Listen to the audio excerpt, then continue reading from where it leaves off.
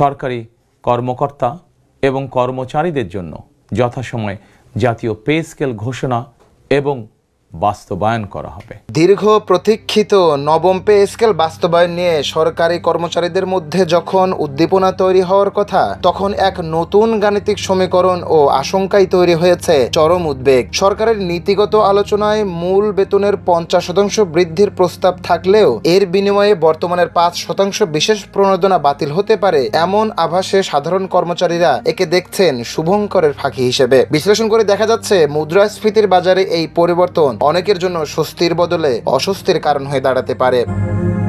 2015 সালের পে স্কেলের পর দীর্ঘ সময় নতুন কোনো বেতন কাঠামো না আসায় 2023 সালে সরকারি চাকরিজীবীদের মূল বেতনের 5% বিশেষ প্রণোদনা দেওয়ার ঘোষণা দিয়েছিল সরকার। বর্তমানে প্রায় 15 লাখ সরকারি কর্মচারী এই সুবিধা পাচ্ছেন। নতুন পে স্কেলে যদি মূল বেতন 50% বাড়ে কিন্তু প্রণোদনাটি মূল বেতনের সাথে সমন্বয় না করে সরাসরি বাতিল করা হয়, তবে নিম্ন ধাপের কর্মচারীদের ক্ষেত্রে প্রকৃত আর্থিক সুবিধা খুব একটা বাড়বে না, মনে করছেন অর্থনীতিবিদরা। বিশেষ করে দ্রব্যমূল্যের ঊর্ধ্বগতিতে এই সামান্য বৃদ্ধি কোনো কার্যকর ভূমিকা রাখতে পারবে না বলে মনে করছেন অর্থনীতিবিদরা।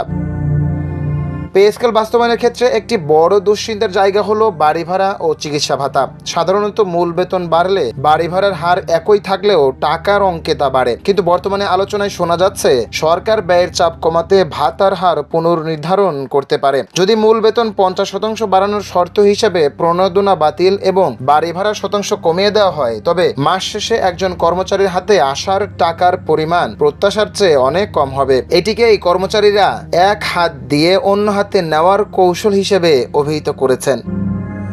বর্তমান বাজারে মূল্যস্ফীতি 9% কাছাকাছি অবস্থান করছে। অর্থনীতিবিদদের মতে গত 10 বছরে জীবনযাত্রার ব্যয় বেড়েছে প্রায় দ্বিগুণ। এই অবস্থায় কেবল মূল বেতন 50% বাড়ানো এবং প্রণোদনা বাতিলের সিদ্ধান্ত কর্মচারীদের প্রকৃত ক্রয় ক্ষমতা বাড়াতে ব্যর্থ হবে। বিশ্লেষণ বলছে, গত এক দশকে টাকার অবমূল্যায়ন ও নিত্যপণ্যের দাম যেভাবে বেড়েছে তাতে অন্তত 80 থেকে 100% বেতন বৃদ্ধি ছাড়া জীবনযাত্রার মান বজায় রাখা কঠিন।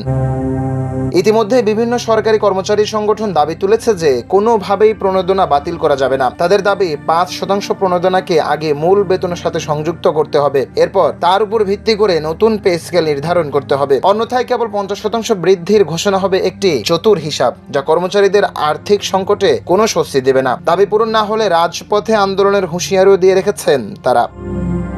অর্থ বিভাগ সূত্রে জানা গেছে, 3 ধাপে পে স্কেলে বাস্তবায়নের মূল উদ্দেশ্যই হলো বাজেটের উপর চাপ কমানো। তবে কর্মচারীদের এই শুভঙ্করের ফাঁকির অভিযোগকে আমলে না নিলে মাঠ পর্যায়ে অসন্তোষ বাড়ার ঝুঁকি রয়েছে। অর্থমন্ত্রী এবং প্রধানমন্ত্রীর সাথে চূড়ান্ত আলোচনার পরেই পরিষ্কার হবে সরকার কি কেবল সংখ্যার খেলা দেখাবে নাকি সত্যিই কর্মচারীদের হাতে সচ্ছলতার চাবিকাঠি তুলে দেবে। দিন শেষে নতুন পে স্কেল যেন কেবল কাগজের হিসাব না হয়ে জীবনযাত্রার বাস্তব প্রতিফলন হয়, সেটি এখন বড় প্রত্যাশা।